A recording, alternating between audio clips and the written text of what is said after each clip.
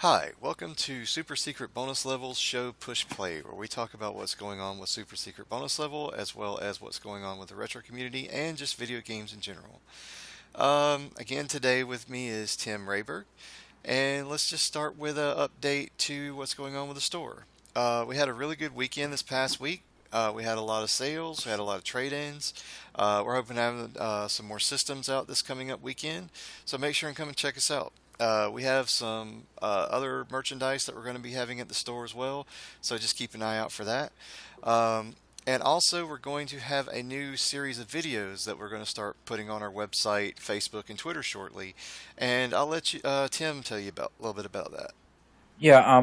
I basically decided that it'd be pretty neat to have a few how-to videos for our website. I'm gonna call the series "Fixed on Retro."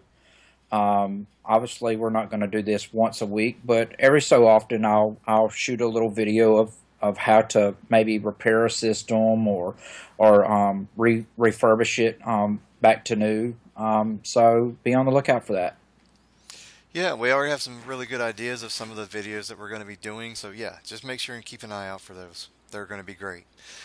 Um, it's been kind of a slow week in retro news. The only thing that would like to talk about this week as far as retro is that Hyperkin, which makes kind of the emulation-based systems, the multi-systems, also make one of what Tim and I feel is one of the best ever portable game systems, which was the Supaboy, which was a portable Super NES. And if you ever seen a Supaboy, it looks like something that Nintendo would have made. It's a great product. We both really enjoy the Superboy, but they announced recently that they're going to be doing the Superboy S, which is a revised version. So we're just going to give you a little bit of a rundown on that. Do you want to talk about that, Tim, or do you want me to start with that? That you go ahead. All right, so the main changes for the Superboy and this new version is they've added a new, brighter, and bigger screen, and I'll talk a little bit more about that in a bit. They've got better speakers. It allows you to switch between NTSC and PAL video emulation. So if you have a Superboy and you want to go to play European games, you can do that now. Um, and that's really about it. They redesigned the D-pad a little bit where it's supposedly a little bit better. Um, but other than that, it's the same great Superboy. The only downside that we've seen for the system is the actual screen. Um, and you would think that a newer, brighter, bigger screen would be good, and you'd be correct, except that it is the wrong aspect ratio for Super Nintendo games. I don't know why they went in that direction. Maybe they just thought that the clarity and the bigger screen would be better than stretching the video, because that's what it does. The Super Nintendo was designed for old CRT televisions, which are at a 4 by 3 aspect ratio. This screen is at a 16 by 9 ratio, which is a widescreen. So it will stretch the game out. So it's not going to look exactly like you would remember it. It's slight stretching. If you've ever played some games on a widescreen TV, you would see that behavior. But other than that, it's a great device, and we highly recommend the Hyperkin products. If you're not going to get an official one, Hyperkin's a great company to look at. They make some really good systems. Would you agree with that? Yeah, wholeheartedly. Yeah. Um, okay, so let's talk a little bit about something that I covered last week. And Tim and I mentioned that we were going to talk about this in a future episode. We're going to talk about it now. And that is the NES Classic Edition. Again, how badly Nintendo underestimates its demand for its products, which is every single time they do this, that's what they say. And how they seem to treat their fans. And this has been a topic of debate for years, and we're just going to weigh in on it. Um, And I know this is something that you're very passionate about, Tim, so I'll let you start on this. Yeah, I mean, it's just, you know, I don't know. I guess the reason why I'm so passionate about it is because I grew up with Nintendo. Yep. So I'm the Nintendo fanboy. And it's like I've been with Nintendo through thick and thin. When Nintendo was getting hit hard about the Wii, and it was just this child's console, and it was just I stuck with them, and I was like, you know what? I mean, yes, it has a lot of kid games on it, but there's innovation in it. I always stuck with Nintendo, and Innovation it's and some fantastic games for the Wii. exactly, It and didn't get the credit it's where it was due. Neither did the Wii U, in my opinion. right, and it's like I stuck with you. I'm a big supporter of you. And every time you release something and I want to get my hands on it, I'm fighting tooth and nail to try to get it. And it shouldn't be that way. And every time that Nintendo does this, it's almost like a slap in the face because they always come out and want to say, "Oh, well, we didn't know the demand was there." Wake up. If that's going to be your excuse every time, It's every time. it's every time. And I'm not trying to throw Apple under the bus, but Apple done it with the iPhone 6. How long have you heard Apple users talk about wanting a bigger screen, and you finally say, okay, well, here's a phone with a bigger screen, but then you didn't know the demand was going to be there. It's the same way with Nintendo. I mean, and especially with the NES Classic Mini, you're honestly saying you're releasing a plug and play that has 30 games that people can remember from a 30-year-old console. Mostly good games that most people would remember. Absolutely. And then you're going to sit there and shrug your shoulders and go, well, we didn't know the demand was going to be there. Yeah, and as we've said before, and many other news outlets have said, is it's a really good value for what you're getting. It's $60. It's 30 games. It's just $2 a game, and there are games in there that if you have the actual physical cartridge would cost you 25, $30. So just the price of like two games in there, you've got a system with preloaded. Right. Now we've already covered like the cons of the classic is that it's not a system. You can't put other games in it. It's not expandable. So there's that, but it's still a really good device, and they knew that with everyone talking about it, all the social media going around it, I know people that have not even played games that haven't really played games since their childhood are saying they're going to go get one. They're saying it on social media. They're saying it everywhere. I want a NES Classic. I want to go get one. I want to go get one. And no, they can't just be that oblivious to it. Well, and two, you gotta think of this. If there wasn't demand for it, then why are you making it? Exactly. They knew the demand had to be there. Um, and I don't know if they just are, and I hate to call them stupid, but it sometimes it just comes across that way. I mean, just in recent history, it's just that seems to be their MO now is that they make like I'll give you another example, just recent examples. The Amiibo, obviously, when that first came out, they didn't know how many people were going to get Amiibos, and they just couldn't get it right. Now I think they make too many, so they actually went the other way. It's not hard to get Amiibos now, but a very simple solution for the Amiibos would have just been take pre-orders, and I'm going to come back to that in a minute. But take pre-orders for the things, Right. and which they didn't. Some stores did, but I mean Nintendo themselves take pre-orders so they know how many they need, and then make X amount above that to go send out into the stores. Right. So, and if you do that, that takes the power away from all the scalpers, because the scalpers have figured out Nintendo. The way Nintendo works now is that Nintendo's not going to make enough. They're going to go buy everything and then charge ridiculous prices on eBay. That's Yeah, that. and I think that's what hurts me the most about this NES Classic is the fact that it's still fresh with the Amiibos. You just went through this with the Amiibos but then you're going to turn right around and shrug your shoulders again and go, "Well, we didn't know."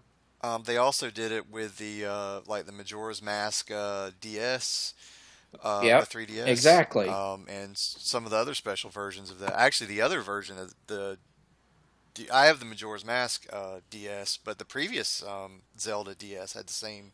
They did the same thing on it. So it just seems like they know. They've got to know.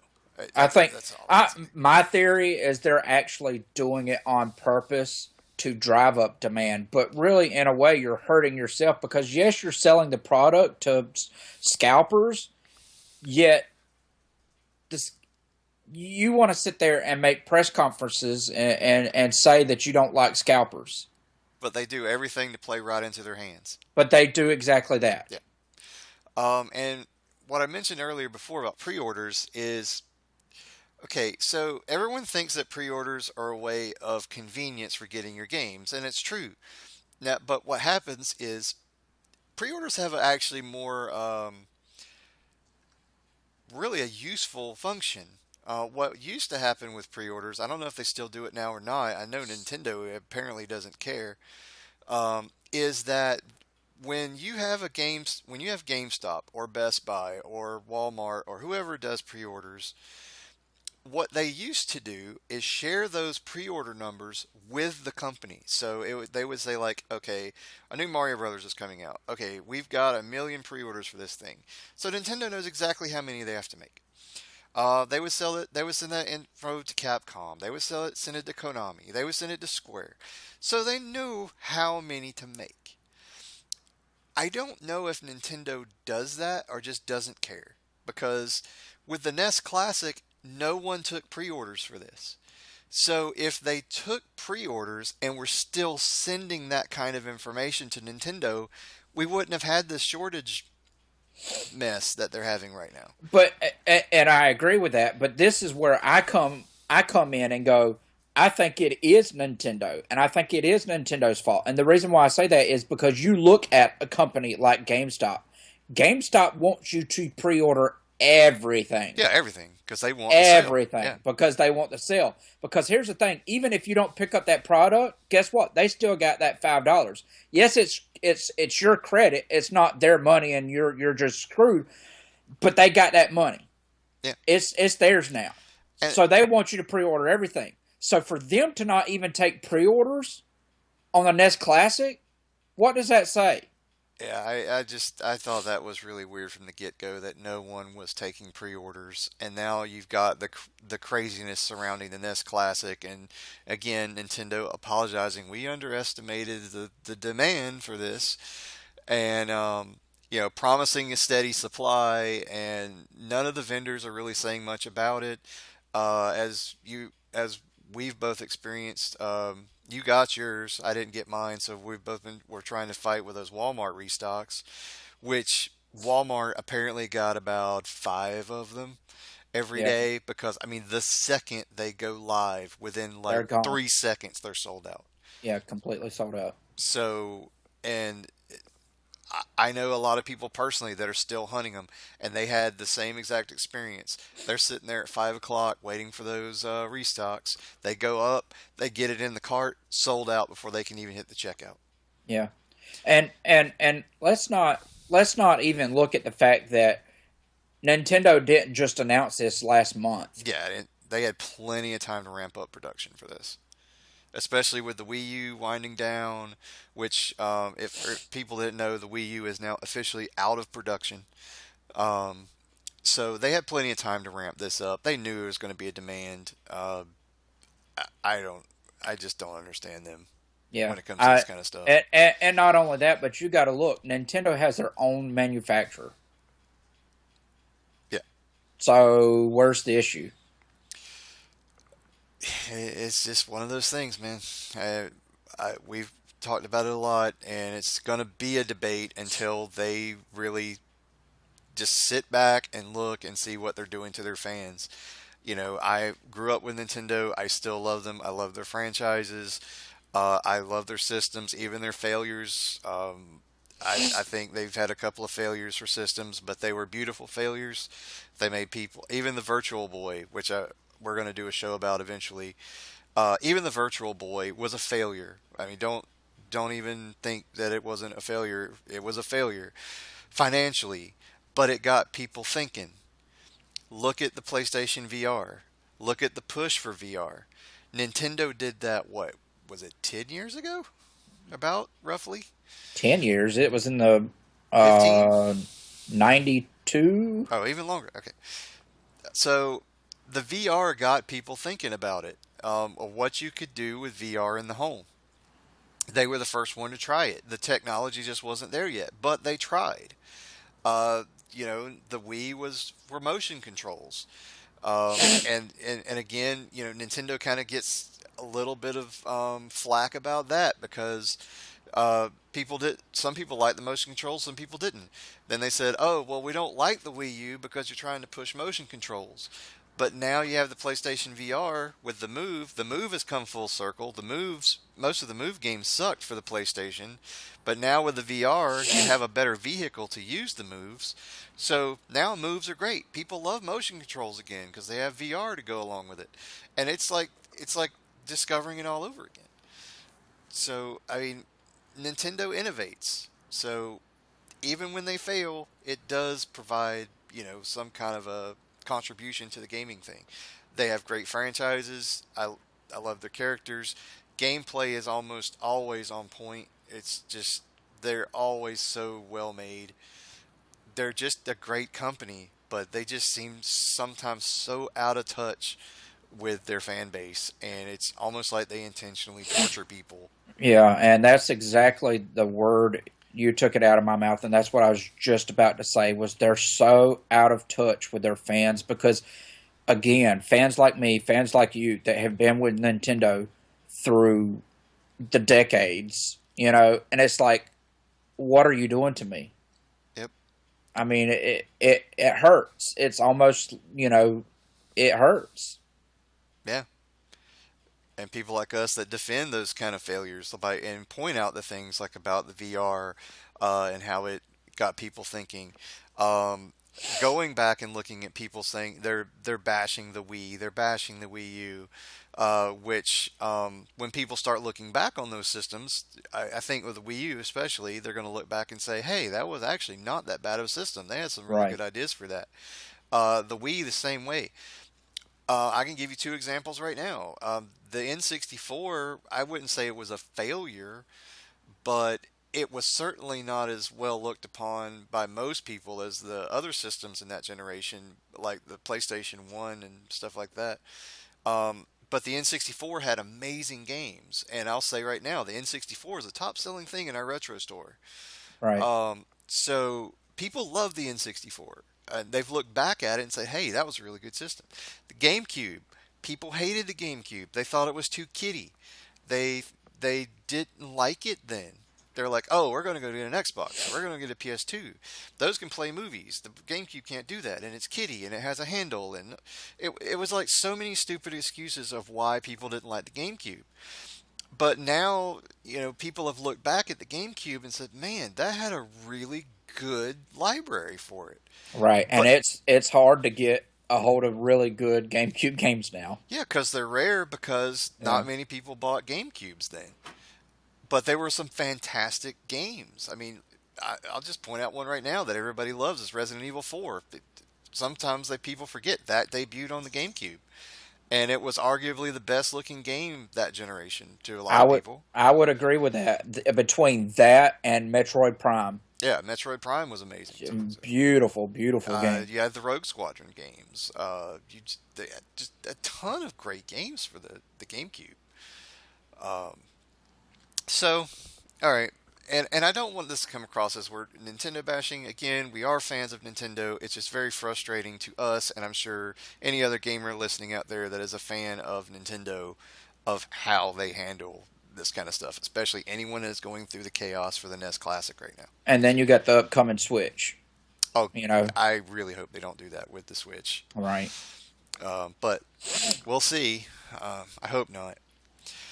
All right, so now we're going to do our retro recommendations for the week. And This is the part in the show where we take something from the store and just point it out and say why we think people would enjoy it and just come by and grab it. Grab a great game. We're going to let Tim start with his first. Uh, Mine this week is actually a Nintendo game. It's for the original Nintendo, and it's Kung Fu. Kung Fu was a very simplistic game as far as the actual style of game. Now, don't get me wrong, gameplay wise, it can get pretty difficult. Mm-hmm. But it was a great game. And when I mean simplistic, I mean it's just you were basically, the kung fu little ninja guy, and you basically it was a side scroller, and you walked from side to side, and you were just defeating guys that were coming towards you. I mean, it very simplistic, but it was a great game. Fond memory I always had, and I always laughed hysterical as a kid, is on level stage two or level two or whatever you want to call it. Was there was these little pots that would fall from the ceiling, and it would be little snakes. Right. I would always get caught, and them things would always hit me in the head, and it would just make me laugh hysterically. I don't know why, but as a kid, it was just so funny to me, and it would always catch me, and it just I don't know. I love that game. It brings back a lot of memories, and I really suggest that game. Yeah, it's a really fun game, and that is also one of the games that we currently have in the store that we actually have the box and the original manual with it. So if you're a collector, check it out. We have the full thing. And I remember Kung Fu fondly. I still play it every now and then. A lot of my friends had it when I was growing up, and we were in kind of competition to see who could beat it first. I don't remember who beat it first, but we Right, always were trying. And it's really tough when it gets into the higher floors on that game, very difficult. but really fun. My recommendation, and I can almost hear the cringes when people hear the game I'm about to say because they've probably played it, is Ghouls and Ghosts for the Genesis. Anybody that's not familiar, the Ghost and Goblin series, or Ghouls and Ghosts, whichever you prefer to call it, are the adventures of Sir Arthur, um, are considered some of the most difficult games of all time. Yes, Um, However, they are also some of the best games of all time. right. The Genesis version is called Ghouls and Ghosts. It was the first 16-bit version of it, and some people may remember Ghosts and Goblins on the NES. So they had the Genesis, and later on they had Super Ghouls and Ghosts for the Super NES. All of them are great games, every single one of them. I like Ghouls and Ghosts for several reasons. It has, despite its difficulty, the controls are impeccable. I mean, they are. It's a super responsive game. So when you die, it's just because you died. It isn't because of the controls. It's just a challenging game. Yes. The music is great. The graphics are really good on the Genesis. There are some people that actually prefer the look of Ghouls and Ghosts on the Genesis to the Super Nintendo. Um, I think they're about the same. I think the Super Nintendo edges it out a little bit, but they're both really good games. Um, so I really would recommend Ghouls and Ghosts for the Genesis for anyone that wants a challenge, a great platformer. It's one of the best games on the Genesis. So make sure and check that out if you come by our store. Okay, I think that wraps it up for this week.